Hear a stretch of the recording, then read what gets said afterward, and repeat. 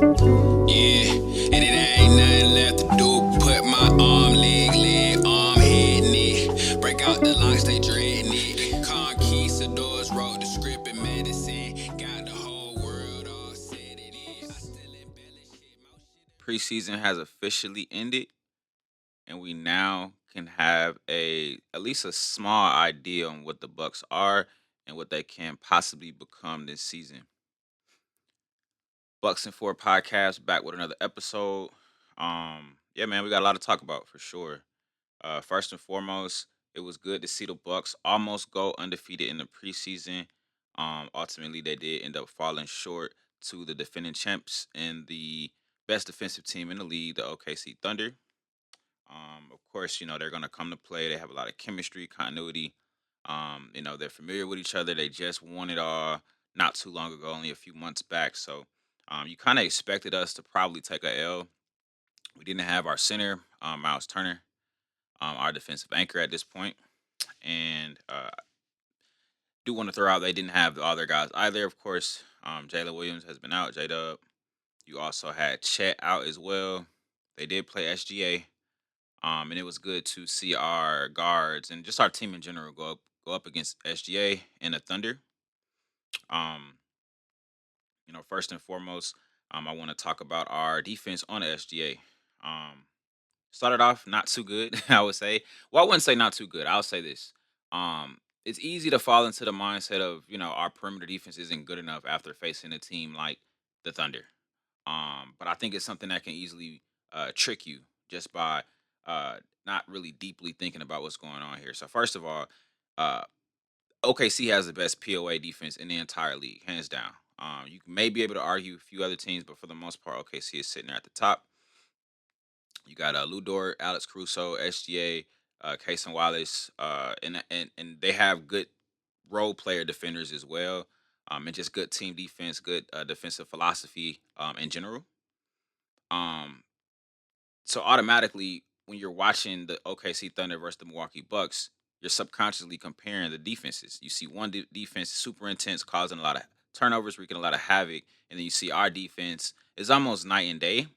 And that just goes to show you the level of elite defenders that they have on their team, and of course, them having that chemistry and that continuity. It helps, of course, it helps.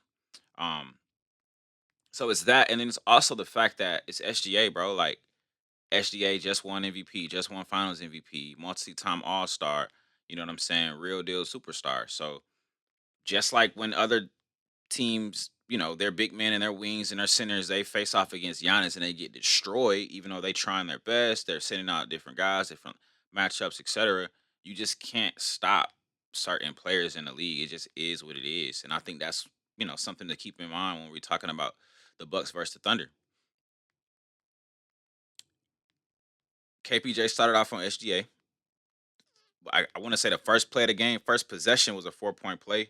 I don't think it was a foul, but hey, you know, if you fall at all while taking a 3-pointer, if you move to the side a little bit, you just show that you were touched in any sort of way, they're probably going to call the foul. So it is what it is, and I think that's kind of what got them going early. But just in general, man, and I've seen a lot of people, in real time, as we're on social media, Twitter or X, even like Instagram. I don't really get on Facebook much, but you just kind of seeing the comments about the game in real time, and a lot of people were critical of our perimeter defense at the beginning of the game, wanting other players to be subbed in to take on the role of guarding, SGA and Lou Dort, etc. Um, it didn't matter who we subbed in, bro. Everybody was getting cooked by SGA, bro. It didn't matter, bro. KPJ, Cole Anthony, Ryan Rollins, AJ Green. Uh, it really didn't matter. I don't want us to hold our heads on us not being good enough defensively on the perimeter because I think personally we still could have won that game. Um, it comes down to chemistry. It comes down to being familiar with each other. Where do you want your shots? Where do you want to where do you want me to set the screen? Do you want me to help here? Do you want me to, just the little things that OKC they play on a string on both sides of the ball. So I kind of expected a loss, but it's good. It's okay. Get it out the way. Now you got something to redeem. You got a reason to redeem yourself going into the first game of the season. You got something. You got some fire under you at this point. We got a team with a lot of guys with chips on their shoulders, as I have once mentioned. So I think this is good for them. Give them some motivation. So I like it. I'll take it. Um, More on some positives. Giannis looks good out there, moving the ball around, getting to his spots. Of course, Giannis is going to be Giannis. Um, the backcourt coming off the bench has been electrifying, man. Ryan Rollins, Cole Anthony, Ryan Rollins, the 1-2 punch off the bench. Hey, man, it's not too much more you can say. They're playing with pace. They're playing with effort, moving the ball. Um, Cole Anthony is really showing how well he can handle the ball. I've seen some criticize him maybe pounding the air out the ball, but in some cases, in some scenarios, some plays, you can't uh, uh, um, just overpass, and you can't force passes that's not there. Sometimes uh, uh, you have to dribble a little bit in certain possessions to create something else, to lure the defense to sleep a little bit so you can get a kick out elsewhere. Certain scenarios.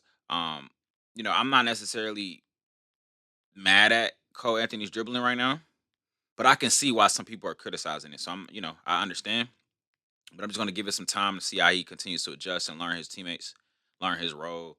But ultimately, even with his over dribbling, he's handling the hell out the rock. Um, Everybody turned the ball over. I know KPJ started off with a few turnovers. He tried to go behind the back. I believe Lou Dort kicked the ball. And they ultimately ended up scoring. It was just bad timing. It looked bad regardless if it was a kickball or not. It just looked bad. You got to take care of the ball. Um, Even if somebody did kick the ball, you going behind the back on a crossover dribble, bringing the ball up the court, secure the ball.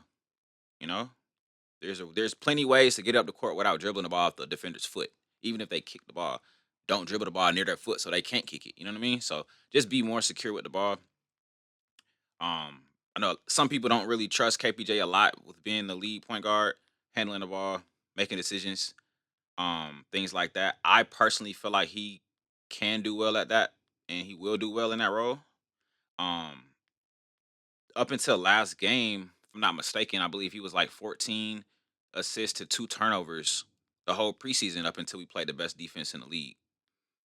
So generally speaking, I think he's been pretty good at playmaking, making the right pass, etc. And he's just gonna continue to get better at that, as well as everybody else who was turning the ball over. Ryan Rollins turned the ball over a few times, if I'm not mistaken.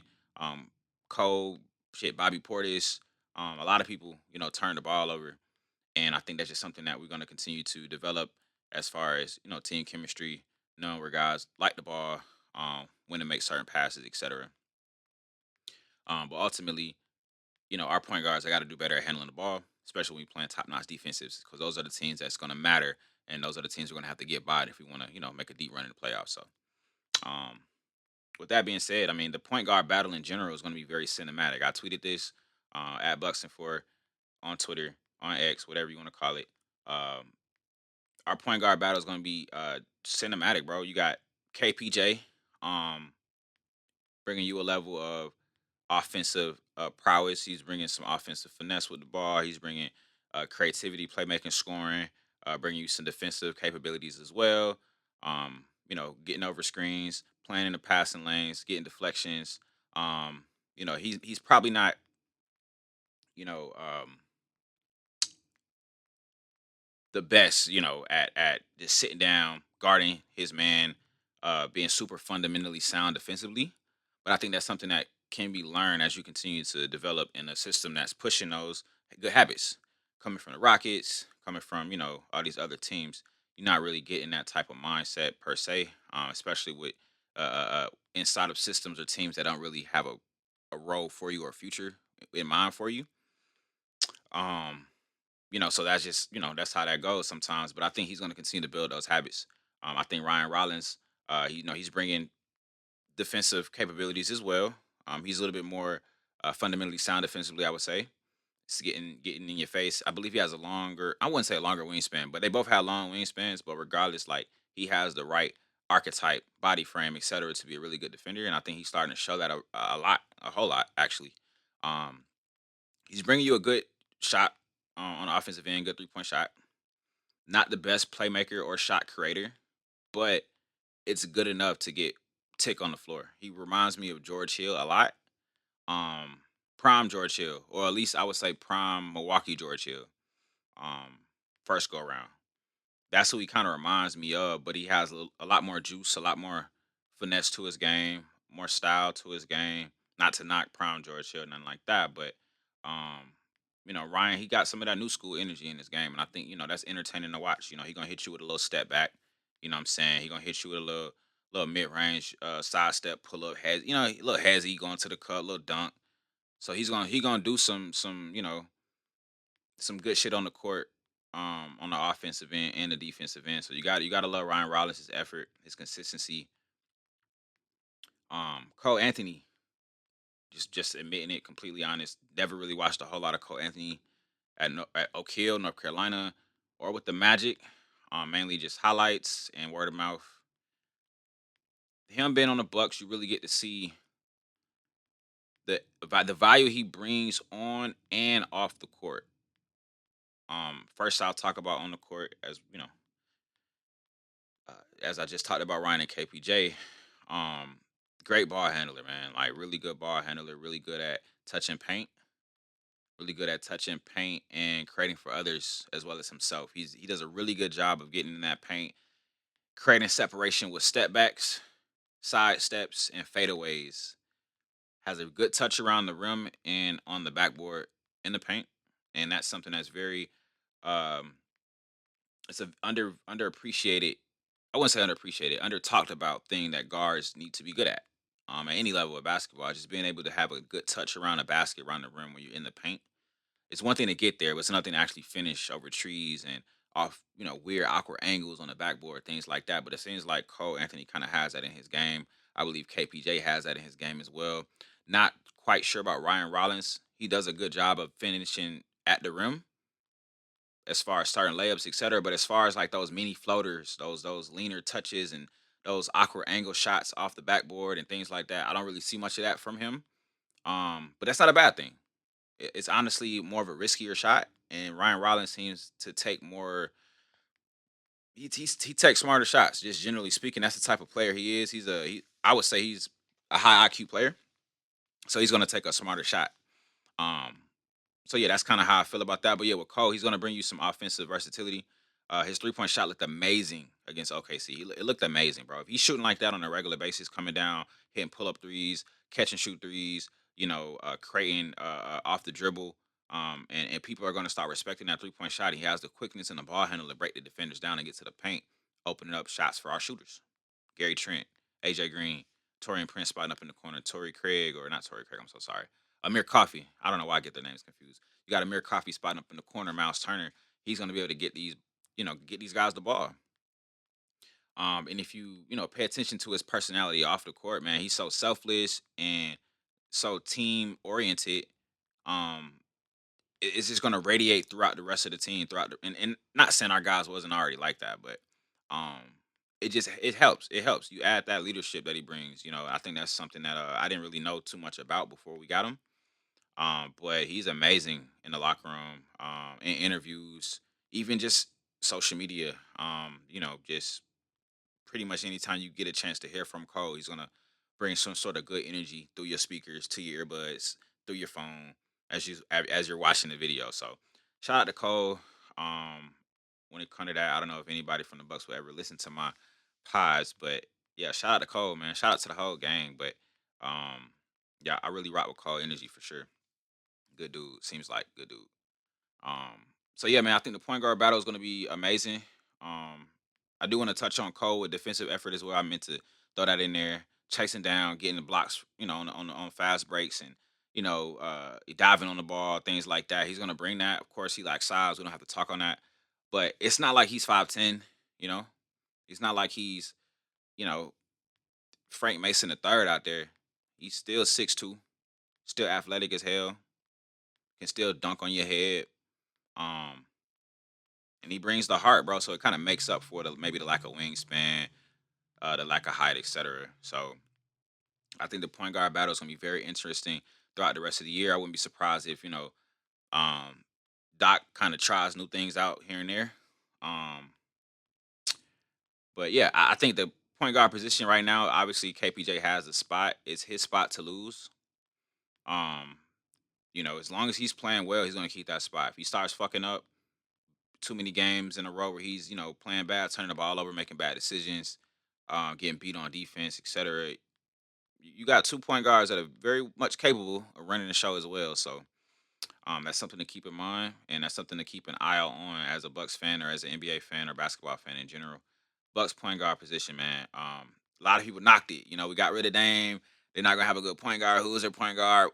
Put a thumb over Giannis' picture. Who do they have, etc. Like, okay, cool, that sound good. But when you actually know ball, and you actually watch the games, like Bucks point guard position, which we're playing by committee at this point, bro. That's going to be more one of our strong suits this year. One of our strong points as far as Bucks basketball, bro. Our point guard play is going to be really good compared to a lot of teams. We can go 3 deep at the point guard position. Really 4 if you include Giannis. Not a lot of guys, not a lot of teams rather can say they can go 3 deep at the point guard position. You got teams like the Rockets. They banking on Reed to take a step up. I'm taking all 3 of our point guards over Reed right now. They probably gonna start him. You know what I'm saying? So, um, not saying Reed don't have potential, can't be great, whatever. Obviously, he was a 3rd pick, but he's still young, bro. And I trust KPJ, Cole, and Ryan to be a starter in the league, bro. I think all 3 of those guys can be starters in this league. Like, if you only had one of those guys on our team right now, and you just had like an old vet backup bench guard that is a bench guard, I think either of those 3 guards can be a starting point guard on this same team with the same roster, minus the other 2 guards, and we can make a run for it. I really feel that way. You know what I mean? So it's a luxury right now to have 3 of them that are all in situations where they have something to prove. Um, that's gonna bode well for the Bucks moving forward. But enough about the point guards. I want to harp on shooting guards. Gary Trent Jr., Mr. Consistent, Mr. Bucket, Mr. Get somehow finding a way to get all the way in the paint, even if he doesn't look like he has it. He looked like he's about to pull up for a mid range. He just takes one more dribble, then another one. Now he's at the rim, falling, doing a reverse layup. So he's very entertaining to watch. Shout out to Gary Trent, man. He's always consistent. You can always count on him to score a dub, hit a couple threes, get a couple steals, deflections. He just jack of all trades. You know what I'm saying? Um, but his shooting is elite. He's not just a shooter, 3-way scorer. Gotta respect it. Yeah, he been doing his thing. He had a great preseason. Um, Looking for big things from him. Gary is a very much you can do a lot with Gary. Put him in a star lineup. Put him at a 3. Put him at a 2. Bring him off the bench, 6 man. Whatever it is, you can expect the same thing from Gary. So I like that. He's been doing good. He had a great preseason. Big year for him on the way. Shout out to AJ Green. Fantastic preseason for the most part. He didn't do that well against OKC at all, actually, but who cares? We know what he can do. His shot not falling. He's gonna bring solid defense. But when his shot is falling, he's one of the best shooters probably of all time. I don't care. I'm saying it on record, on wax. You know what I'm saying? So gotta respect it. Then he went what didn't miss a shot. One game was against the Bulls or forgot which team it was, but you can't make that type shit up, bro. So shout out to AJ Green. Still showing improvement. Just inked the new deal. Believe it was 45 million for 4 years, so about 11 million a year.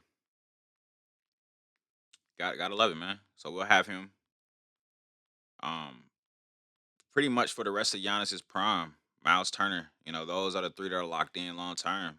And I think that's a great big 3 to have in a sense. Like, you got a Clay Thompson level shooter, minus the pedigree of Clay.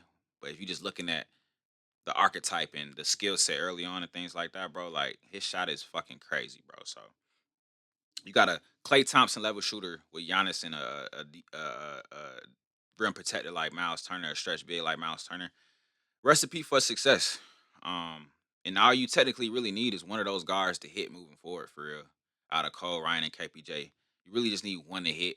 If 2 can hit, that's great. But all you need is one to hit. You can't pay them all moving forward. You can't keep them all forever now. I hope y'all know that. Whoever listening, we can't keep all 3 of those guys forever.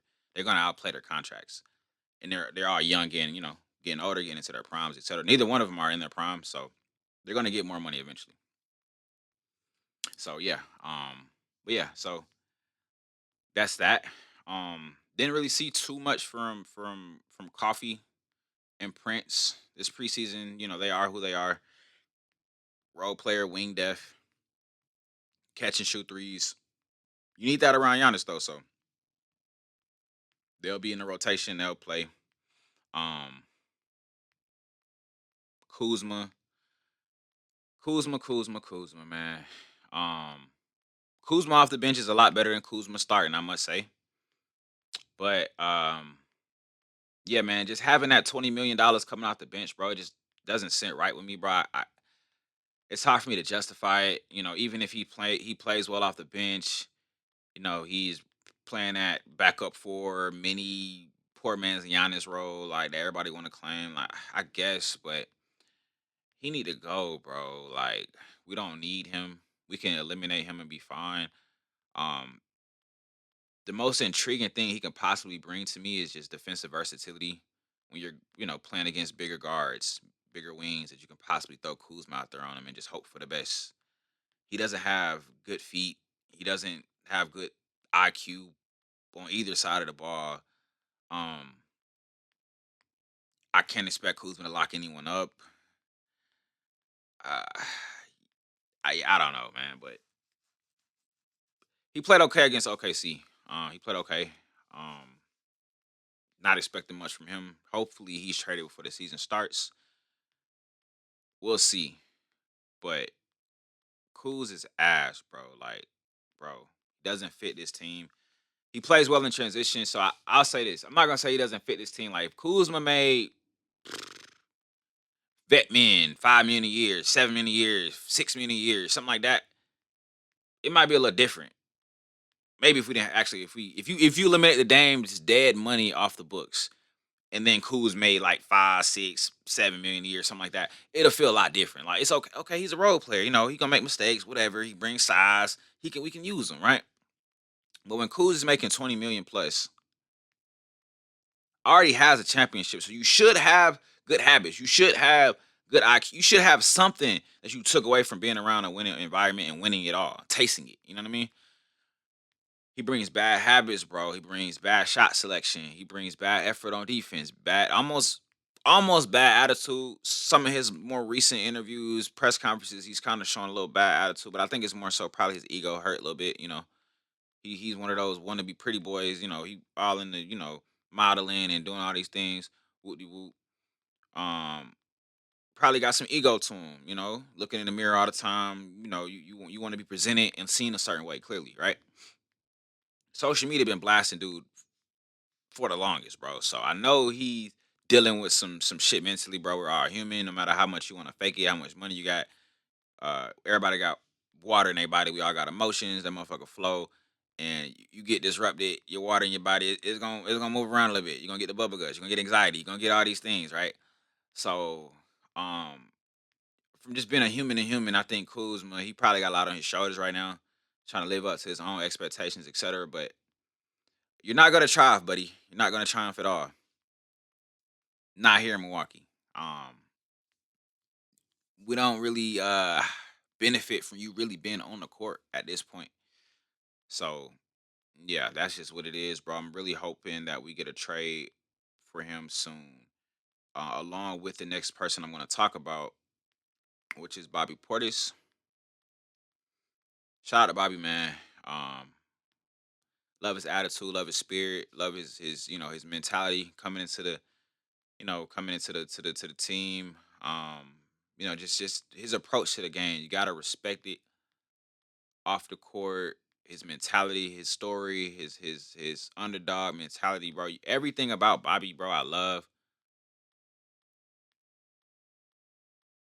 except when he actually plays. Like the idea of Bobby is lovely, bro. Like from him hitting up Giannis, bro, to um pay cut after pay cut just to stay. Like I respect it, bro. Um, he's made it past a few different trade deadlines, few different off seasons, but I do think his time in Milwaukee is coming to an end. The way this team is playing now, fast paced. defensive minded, two way, quick decisions, smart decisions, athletic or athleticism, just having all these things. These are all things that Bobby is not. So ultimately, I think eventually he's gonna play himself out of Milwaukee. Not saying he's a bad player, not saying, he sucks or, anything like that. I'm not gonna slander Bobby, but I do think that he'll probably be better in another system that fits more of his game. I think old Bucks, old, slow Bucks, that's more Bobby Portis. This new age Bucks, you got Cole Anthony flying around and shit like that, bro. Bobby, I don't really think he fits anymore, but he still has value. He's still a very good player, very good backup big. Can be a starter, I'm sure, in some cases, possibly. But yeah, Milwaukee, you're the backup to the best power forward in the league, buddy. So it is what it is. And now that we have Miles Turner, it's even more like, hey, Bobby, you can go. You know what I mean? So Bobby and Kuzma, man. Hopefully that's the trade package moving forward. But of course, we don't know. We'll see what Horse, in the front office, what they got at their sleeves. So that's neither here nor there. Um, Sims didn't really see much from Sims this preseason. I wouldn't be surprised if this is last year with us. If he's traded, if he's cut, I don't really know. But I didn't see a lot from him. He showed a lot of promise in the regular season and somewhat in the playoffs a little bit last year, bringing you switchability on defense, athleticism, lob threat, etc. But he looks like he just, I know he had like a wrist injury or thumb or something like that, but it just looks like his shot or his touch, his hands, just catching the ball, all those things. It just looks awkward right now. It looks very awkward. Free throws, everything looks weird, bro. So I don't really know what the fuck we're doing with Sims right now or how much we can sustain him being our backup five. But I could be wrong. I could be wrong. Could have just been a few games where he's still healing from his injury. I believe he switched shooting hands, like shit like that, bro. You grown as hell. Years in the league, bro. You professionally in this sport, bro. You switching hands to shoot with. It's just kind of like, what are we doing, bro? Like, I don't know, man. I don't know. You already not a good shooter, bro. As a big man with your right hand, you switching it to the left hand, and they claim he used to be a left hand shooter. Now he's a right. It's too much switching back and forth, man. You gotta stick to something and go with it. Stand on something. Make a decision. That's too indecisive to me. That's even if you had an injury, bro, you still stick with that hand, bro. I don't know. You don't just abandon the right hand and now you shooting left hand. If anything, work on your left hand hook shot. Work on your left hand layups in the post. Left hand dunks until your right wrist get better, so you can start shooting with your right wrist again. Now you fucking up your muscle memory in your mind and shit. You thinking you supposed to shoot with the left hand now. Your right hand used to be the shooting hand. Now it's the guide hand. Now when you shoot I don't know. Anyway. That's neither here nor there, bro. Uh, Shout out to Sims. But I don't know how much longer he got in Milwaukee with the Antetokounmpos, you know, coming to Milwaukee. I wouldn't mind Costas here, bro. I really wouldn't. I much rather I'd rather would have Costas than Sims at this point. I even like Pete Nance more than Sims at this point, just being honest. But this is not no, this is not a Sims hate rant, but those are just my thoughts on the whole situation. I think Pete Nance has shown more skill, more IQ. Yeah, Pete Nance has a really good IQ in my opinion. Um, his shot is pretty decent as well. He hits a lot of threes. I think he probably won a game for us in the preseason just off the him shooting threes. So shout out to Pete Nance. I think he'll end up sticking around in Milwaukee, but we'll see. Um, Andre Jackson Jr., bro. I don't know what the fuck he's doing, or why he's still here, but the front office clearly still believes in him and his defensive um narrative because it's not reality, but him being some sort of POA mastermind and just locking up shit. Like I don't know, bro. I don't see it. I don't see the vision. I used to see the vision, but then when you really pay attention to Ajax when he played defense, bro, and when he just plays in general, bro, um, he just looks like he's out of place, bro. I feel like he should be playing rugby. He should be playing football. He should be wrestling. He should be doing something else. Um, it's like his mind too fast for his body or some shit. Like I don't know what it is, bro. Even like he can be dribbling. It's like he's dribbling too hard and too fast for his own body movements, and then it's like he'll turn it over, doing a behind the back low look pass, or I don't know, bro. The fouling, the over, uh, you playing defense so hard. All the offensive player got to do is make a jab step. You flying, he beat you. You laterally quick enough to stay with people, but you're not mentally capable of or having the IQ and the discipline to stay down and to stay in position, calm the fuck down. Like on offense, you got a wide open lane, you flying in the air, you could probably touch the moon and you just missed the layup. It's like you have all this athleticism, but what are you doing with it? You have all this opportunity, but what are you doing with it? You have all this so-called IQ, but what are you doing with it? Even in summer league, bro, it's like, where's the lockdown defense? We was in summer league getting cooked by certain G League non NBA players, and Ajax is nowhere to be found locking up. He's on the court though. Don't get me wrong. Ajax is on the court doing nothing, absolutely nothing, bro. So, um, it's mind blowing to me that he's still on this team and we cut Chris Livingston. Like I genuinely cannot understand it whatsoever. Like Chris Livingston in the summer league, this past summer league, Ajax has never played that good in his entire life, and he never will.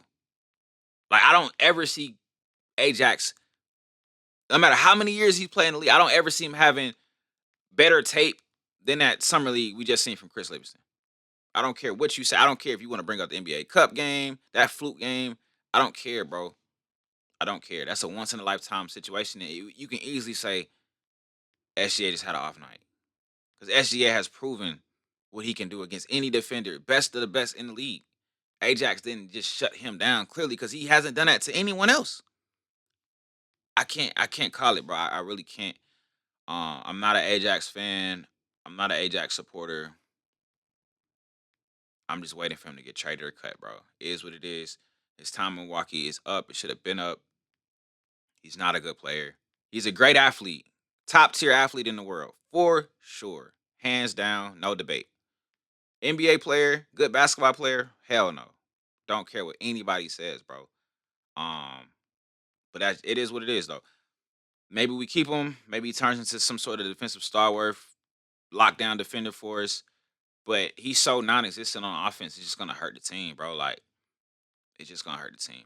He's not the best defender on the team. He's not the second best. He doesn't defend better than Rollins. He doesn't defend better than Giannis, Turner, KPJ, AJ Green, Gary Trent. None of these guys, bro. So why are we taking a chance on continuing to develop someone who can't even score in summer league? It doesn't make any sense to me. Um, but anyway, I'm not gonna sit here and just shit on dude. Even though I'm not shitting on him, I'm just giving my opinion, bro. It is what it is. You like it, cool. You hate it, whatever, bro. It is what it is. I'm not perfect. I don't know everything. But you here, you listening, you tapped in. Shout out to you, Bucks and Four Podcast. We're going crazy. Um, who else we talking about? Um, Tyler Smith is trash. He gotta go.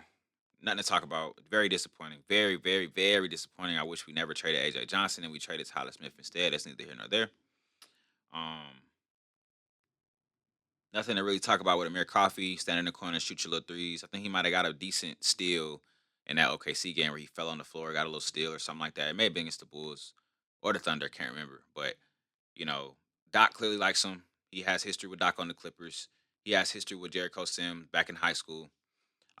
In Minnesota, Gary Trent Jr. from Minnesota, they all know each other from back in the day. So that, that carries weight. You got to have some chemistry, some continuity. So certain things matter in terms of team building. So Craig's obviously, my bad. Coffee obviously is going to make the team. So it'd be interesting to see what happens with that. Because it's not official yet. So we'll see. Um, Gary Harris need to get cut, bro. He's not here right now. Obviously, he's hurt. But we don't really need, bro. Unless he's coming with some fantastic defense, bro. Which at this point in his career, I just don't see it. But we'll see. I could be wrong, but I just don't really see him having a role in this team. And a lot of people are saying that within the Bucks community, bro. Gary Harris, what are you here for, man? You used to be a solid shooter, bro. You're not that anymore. You used to be a solid POA defender. You're really not that anymore. So I'm just not quite sure why he's here. Hopefully he gets cut. If we can cut and add that money to the books over Chris Livingston, hopefully we can do the same for Gary Harris. But honestly, I doubt it. He has a player option. We'll have to pay him out for next year as well. Chris Livingston was on a 1 year deal, 2 million. So Probably stuck with Gary Harris until trade deadline until we're able to trade him. Which, honestly speaking, I think we were able to trade, bro. If I'm not mistaken, I think we are actually able to trade Gary Harris, Bobby Portis, KPJ, Gary Trent, I believe as well. A few different players for the Bucks became eligible for trade after October 6th and October 8th because you have to wait 3 months after you sign a contract before you're eligible to be traded. So yeah, hopefully Gary can be added as a trade filler. Same with like guys like Torian Prince, things like that. Well, I'm cool with keeping Torian Prince, but you get what I'm saying. Just like those filler guys that hey, they may not be here for the future, etc. Like some of these guys can get thrown in that Kuzma trade, and hopefully it's a Kuzma and Bobby trade. Now, who you get with a Kuzma Bobby trade, that's a whole different conversation, which we'll have soon in a few seconds. But you know, we'll see. But yeah, Gary Harris is somebody I'm looking to see. Okay, are they gonna put him in a trade package? You can't just waste draft picks, bro. You gotta trade Tyler Smith. You gotta trade Ajax, bro. Bro, John Horst, if you're listening, bro, please make a trade. Package these guys up. Don't waste these assets, bro. Tyler Smith, Andre Jackson Jr., Bobby Portis, Kyle Kuzma, Gary Harris, 2031 first round pick, 2032 pick swap, 2026 second round pick, even though it's not that valuable. The drive rights to Bogolyub, whatever his name is, from Serbia, whoever we just drafted. Throw all those assets in the pot, shake it up, make some stew, and what can we eat? What we working with? Get something, bro. Like obviously, a lot of guys, a lot of Bucks fans throwing out the idea of Lauri Markkanen. Um, I would personally love Lauri Markkanen, but I can also understand why one doesn't think he will fit. Doesn't bring the most, you know, defensive, capability to the team at all. But he's capable on that end, especially if he's guarding wings and not big men. I think when he's guarding stronger bigs, centers, and shit like that, the Giannis's of the world. I mean, he's gonna look like he's getting bullied down there, bro. But if you playing him against, if he has to guard Aaron Naismith, or if he has to guard, you know, um, a lot of these wings, the Asir Thompsons in the East, the OG Ananobis, these guys aren't elite, bro. I'm not scared of none of these niggas, bro. I'm sorry, bro. Like I'm not worried about a lot of these wings out here. So I think with our team defense, with our length, I think Laurie at the three, with Giannis at the four, Miles at the five, and our two guards, whether it's KPJ and Trent, KPJ and Green, Ryan, and whoever, however they mix it up as the season progresses and we finally get to the playoffs and we really see who has earned the starting guard spots. Because if we trade for Laurie, our front court is locked in for years, literally years. Um, but yeah, until we figure out, who are the two guards officially moving forward for real, because as of right now, it's set in stone, but it's not really set in stone. If it's a super debatable topic, all on Twitter, X, whatever. Who should really start point guard. And if you're paying AJ Green 11 million a year now at this point, it's like you kind of maybe got to start him. So if we trade for Lowry, who gonna come off the bench? Gary Trent, AJ Green. With Lowry bringing offensive energy to the team, do you need KPJ starting? Do you bring Ryan Rollins in for defense now? Do you bring Cole in? Maybe not. I don't know. I don't know what they're gonna do. But I could see a world where Ryan Rollins start at the one, AJ Green at the two, Lowry at the three, Giannis at the four, Turner at the five. Just because we'll have a lot of offense with Lowry and Giannis off rip, and then you got AJ shooting space on the floor. Lowry is just a tall 7 foot AJ with more, offensive bag. And then Rollins locking up POA, catch and shoot threes, etc. Good IQ, not turning the ball over. That's that's a good lineup to me. Even if of course, you got KPG out there, I think it's an elite lineup. You know what I mean? But um, I don't know how that would work that, and I don't even know if we were able to get Lowry. But that's just an idea. Lowry would be fucking crazy in Milwaukee. Like just being 1,000% honest. Um, and I'm even cool with looking at the guys, a tier or two below Lowry. Um, like a RJ Barrett. Um, I'm not big on RJ. Don't get me wrong. I'm not in love with the idea at all, but I like him better than Kuzma and fucking Bobby and shit. So, But you wouldn't need Bobby in the RJ trade actually. But like Kaminga, Dylan Brooks, if we can somehow, some way pull off a Tari Eason signing trade, or I don't know, something like that, that'd be amazing. Um, we just need a wing, bro. We just need a wing with some size and defensive abilities, bro. Um, Andrew Wiggins, hell, Aaron Wiggins. Um, who else? Murphy, Herb Jones, Herb, bro. I don't even gotta. We don't gotta elaborate on it. That archetype is what we need though. But Herb would be fucking crazy in Milwaukee. If we can get somebody like that, we're good to go. Jaden McDaniels, you know what I mean? Somebody like that. I don't know who's gonna become available, but as of right now, other than Lauri, I don't really know who to go after. But if we go the Lauri route, we automatically become a top team in the league. We automatically become contenders, even though I think we are now. But nobody leaves in this, which is cool. If we get Lowry, we're hands down contenders.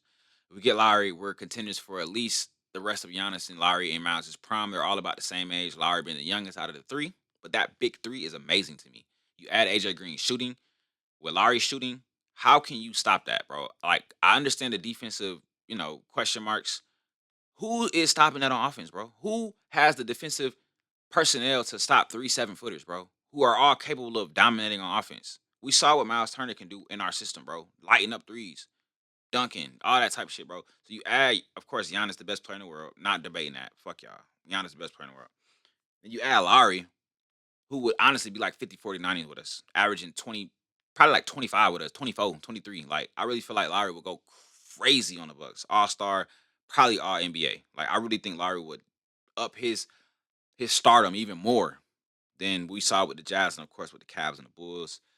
But that Finland Lowry is what we will see in Milwaukee, in my opinion. People want to say, "Oh, he's a power forward." When he played with the Finnish team, he's bringing the ball to the court. He's damn near playing like a Luca role, where he's really like a small forward, point guard type of player. Um, and obviously he wouldn't be a point guard with us, but or even handle the ball a whole lot, But he's capable, man. He's capable of doing that for sure. In the NBA with the Jazz, he runs off a lot of screens, a lot of they use him a lot of times like a taller Clay, something like that. Man, put that in our system, bro. You got a tall Laurie running around catching, shooting threes. AJ Green, Gary Trent, bro, mind blowing, bro. Like we already are the best 3 point shooting team in the league. You add Laurie, who's also going to add rebounding, rim protection, shot blocking. You could testing threes on the perimeter, bro. Just his hand alone, just holding his arm up, is going to be a better defensive scheme than throwing AJ Green or Gary Trent on one of those small forwards. And then of course you can always throw Giannis on the small forward. Put Giannis on the best player and put Lowry at the forward on defense. Like there's so many things we can do. So I'm not going for the whole we suck at defense if you get Lowry. Nah, hell nah. Or we won't be good defensively. Nah, hell nah. Go ahead and run that, bro. And then outside of that, you got the guards are gonna have to just pick up the slack on defense, bro. They don't even have to focus too much on offense with Lowry, Giannis, and Miles on the team. And AJ Green shooting shit like that. Lock up, bro. Just lock up on defense, bro. And other than that, bro, just focus on maybe at buyout market or something like that. I'm pretty sure we'll add one more little defender or something like that, maybe at the deadline or something. But we can get Lowry now. Like I would trade for Lowry before the season starts. Go ahead and get AJ, not AJ, Ajax out the way, Tyler Smith, Kuzma. Go ahead and trade him. Get him out the way. Get Lowry in and start building this chemistry now. Whoever you trade for, whoever. But we need to make a trade now. That's just where I stand on it. But I'm not gonna continue to rant on that, bro. All in all, though, I like where the Bucks are. Good preseason. I'm used to us losing every game in the preseason, so it's good to see us actually showing effort, showing fight. We got a lot to look forward to this season. Miles Turner, Cole Anthony, Amir Coffey, all of these new guys. I'm not including Gary Harris, but all of these new guys. Matter of fact, fuck it, Gary Harris too, man. Maybe he might come around and be a good player this year. Well, I don't know. We'll see. Glass half full, not empty. Uh, but I think we'll have a good season. Top five seed for sure, possibly top three. Um, if we make a trade for Lowry, bro, we're the best team in the East. I don't care. Better than Knicks, better than the Cavs. Um, Doc has shown he's showing me something right now. Doc is showing me something right now. So shout out to Doc. I know he's not, the best coach in the world, but He got this team looking decent right now. They're bought in, and a lot of times it's all it takes. He obviously has the pedigree to get it done. He's done it before, so I'm not gonna slander bro. Want dude to do good this year, bro. I want him to have a great season as a coach, bro. Want to see the black dude do good, bro. So um, we'll see. We'll see what happens, bro. This year, it'll be interesting. But all in all, Bucks and Four podcast, bro. We out. Not much else to say. Appreciate y'all for tuning in. Till the next time, we out.